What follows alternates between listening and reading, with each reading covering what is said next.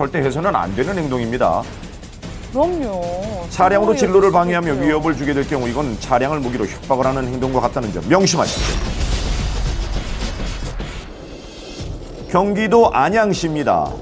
2차로에 있는 트럭을 주목해 주십시오. 문제없이 잘 주행하고 있는 것 같던 그 순간 어이구 아이고. 아하 아이고. 갑자기 1차로로 넘어가는데요. 이게 어떻게 된 일인가요? 갑자기 피하려다가 그랬나요? 앞차가 급정거를 하면서 그 뒤에 있던 트럭이 안전거리를 확보하지 못하고 그렇죠. 급정거를 하려고 하다 보니까 사고를 방지하기 위해서 옆 차선을 추월을 한 거죠. 안전거리 급하다고 빨리 가면 결국 이런 사고가 발생이 될 수가 있다는. 안전거리 미확보였군요. 사고가 난 차량은 안전거리라는 말이 무색할 정도로 앞차와의 간격이 매우 좁았습니다. 자주 듣지만 실천하기 어려운 안전거리 확보. 어떤 사고로 이어지고 또 왜 운전자들이 지켜야 하는 걸까요? 대부분의 안전거리 미확보 사고는 갑자기 정체되는 길에서 앞차가 급제동을 해서 추돌 사고로 이어지는 경우가 많은데요. 자, 그렇다면 안전거리라는 것은 어떤 거리를 의미하는 걸까요? 안전거리 확보 의무라는 것은 내 앞에 가는 차라는 것은 나랑 같은 차로를 말합니다. 나랑 같은 차로 내 앞에 가는 차가 만약에 갑자기 멈추더라도 내가 그 차랑 부딪히지 않고 뒤따라 멈출 수 있을 정도의 충분한 거리를 확보하라는 것을 말하는데요. 자, 그런데 안전거리 미확보 사고에서 눈에 띄는 특징이 있습니다. 바로 연쇄적으로 추돌하며 큰 사고로 이어지는 것인데요. 여러 대의 차량이 사고가 나기 때문에 인명 피해는 물론 2차 사고로도 이어져 대형 사고로 이어지는 지름길이 되기도 합니다. 그렇다면 안전거리 미확보로 일어난 사고, 이건 무조건 뒷차량의 과실일까요? 앞뒤 가던 차가 뒤에서 앞차를 들이받으면 뒷차의 100% 잘못으로 봤습니다. 예.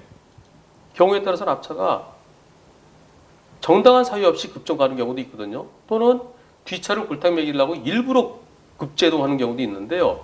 앞차가 이유 없이 급제동했을 때는 앞차에게도 책임이 있습니다. 하지만 뒤에서 안전거리 확보하지 못한 차가 더 많이 잘못한 거고요. 그럴 때 일반적으로 갑자기 멈춘 차, 일부러 멈춘 차 20, 뒷차 80 또는 경우에 따라서 너무나 갑자기 급제동했을 때는 앞차 30, 뒷차 70. 이러한 사고를 예방하기 위해서는 앞차가 어떠한 상황에서 급제동을 하더라도 멈출 수 있는 충분한 거리를 유지해야 합니다. 특히 빗길이나 눈길과 같은 열악한 날씨에 이런 사고가 많다고 하니까 꼭 주의하시길 바랍니다. 앞차와의 안전거리는 자신의 안전을 지킬 수 있는 거리라는 말이 있습니다. 특히 요즘처럼 비가 많이 오는 장마철엔 제동거리가 더욱 길어지기 때문에 안전거리를 평소보다 많이 확보해야 하는데요. 오늘 출근길부터 여러분의 안전을 위해 앞차와의 안전거리 꼭 확보하시길 부탁드립니다.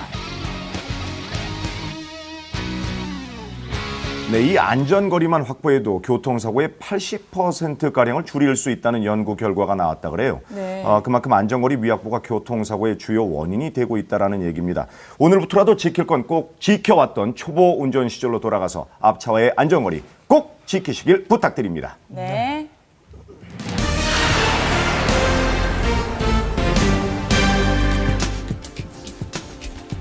이 스마트폰 사용자 수가 3,500만 명을 넘어섰습니다. 우리 생활의 일부가 됐죠. 그만큼 개인정보도 많이 들었는데. 자, 그런데 우리가 안 쓰는 스마트폰 팔거나 남에게 주는 경우가 있잖아요. 이때 우리의 정보가 단 5분 만에 복구될 수 있다는 사실 알고 계십니까? 그래요? 예, 생각만 해도 아찔한데 이 소식 잠시 후에 전해드리고요. 먼저 최근 SNS를 통해서 급속히 퍼지고 있는 괴담에 대해서 취재를 해봤습니다. 문제는 이런 괴담들을 진위 여부 파악을 하지 않고 진실처럼 믿게 된다는 것인데 이때 제2, 제3의 피해자가 생길 수 있다는 것입니다. 자, 이 현장 직접 취재해봤습니다. 쓰기부터 시작해서 뭐 불 쓰고도 안 된다부터 시작해서 손목이라도 꺼야 되는지 그것도 아니면 정말 목이라도 매야 되는 거지 정말 죽어야 된다는 그런 생각을 진짜 많이 했어요.